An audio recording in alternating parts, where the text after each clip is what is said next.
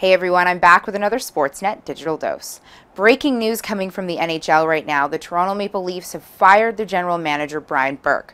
Sportsnet's Nick Kypreos was one of the first to break the news on Twitter. He says details to follow, and he's right. There aren't many details at this time, but we will have them as soon as they come in, obviously. Mixed reactions all over social media. Nadine Liverpool tweeted, "All I can do is laugh at MLSE. Their decision-making is so comical."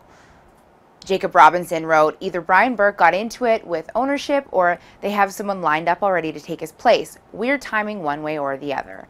And Adam agreed with Nadine, saying, Brian Burke fired by Maple Leafs, even by Toronto ownership standards. This is nuts. So a lot of mixed reactions happening there. A lot of people still pretty shocked by the news, and a lot of speculation as to why this decision came and why it came right now. Some people are thinking it could be related to the attempted acquisition of goaltender Roberto Luongo and trade talks there. Also, goaltending has been a really contentious issue with Brian Burke at the helm of the team, so that could be another one right there. Obviously, we will have all the details as they come in on sportsnet.ca, so stay tuned.